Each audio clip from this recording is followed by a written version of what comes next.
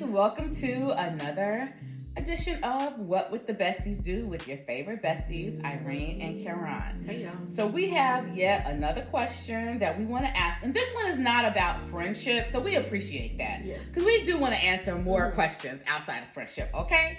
So this question says, Karan, while in your waiting season of singleness, how can you stay hopeful that the man of God that God has chosen for you will find you?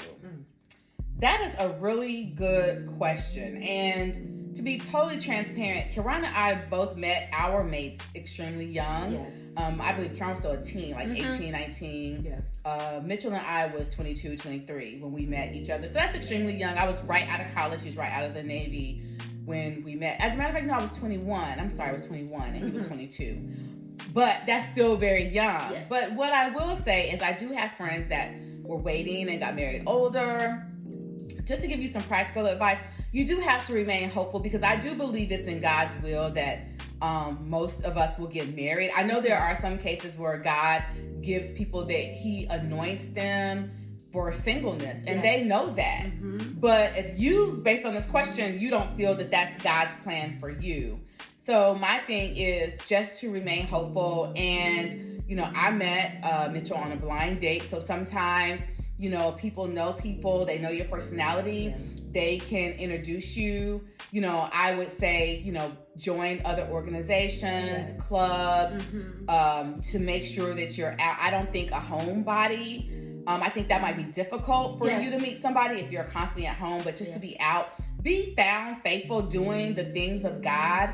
And I do believe that the man that God has for you will find you because the man is the one that has to find the wife. But I think if you put yourself out there, not on dating sites, let me say that I don't believe in that, but that's Irene's personal opinion. You know, I would be nervous to be on dating sites, and especially I would. In this day and time, people crazy. Yeah, and I just don't know. I don't know how I feel about that, but just for you to remain hopeful, just know that God loves you and he wants what's best for you. And if that's a desire of your heart, God will grant that to you. And I think like what you say, what you speak, who you're around, don't be around negative women, bitter women, be around positive women and start to do things that, you know, prepare yourself, your house, just prepare yourself to be married and be around married women. But I definitely think just exploring your interests, expanding your horizons, traveling.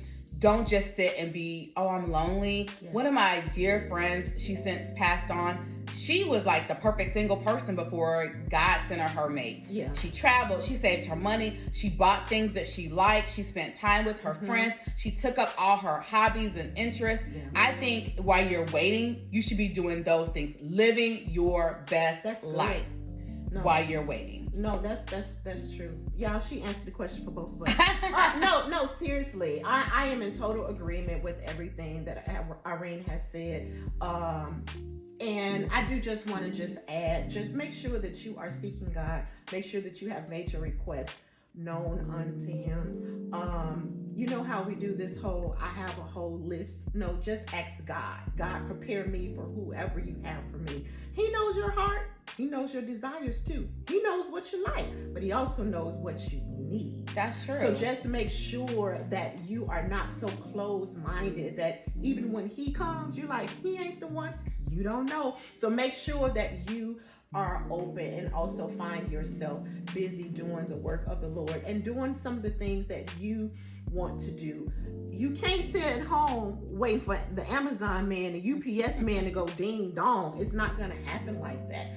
And also, as far as with the putting yourself out there, you know, hey, go to the movies, go to dinner by yourself. It doesn't always even have to be with a group of friends.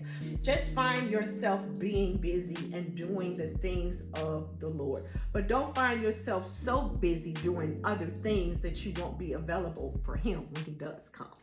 But yes, everything Irene said, plus that, make sure that you all are doing that. Yeah, I agree. And then something that she said that triggered, don't be desperate. Like, don't have a spirit of desperation on you. Because you are the prize. You are the queen that God has designed you to be. And so your level of expectation should be high. That God will give you a man that's going to add, that's going to bless you, that's going to cover you, that's going to love you. Some of these people are clowns out here. So don't fall for the jokers and the clowns. Don't fall for that. And so you got to make sure that you're strong in yourself and strong in the word to know that God is going to send you somebody that's going to multiply. Absolutely. Yeah. Absolutely. And I'm not for the cliche that says two halves coming together as one. You are a whole woman. You are a whole woman. These are two whole, healed people that are coming together, making a strong one. That's it. That's it. So make sure that you are doing the work that you need to do to make sure that you will be a whole woman for this whole man that's going to come into your life. It's a lot of work that needs to be done. And then just recognize and come to grips with the fact is that God is doing something in and through you during this time. Don't think that, oh my God, he's not choosing me, I must be doing something wrong. That's not the case. He's still working on you and him. Time and season. Time and season. So that's our answer to our question to all the married women that are out there. If you want to chime in below and encourage our good sis, the one that answered this question, what can she do? How can she remain hopeful in her season of singleness? Answer that question below. Until next time, besties, bye. Bye, y'all. Have a good day.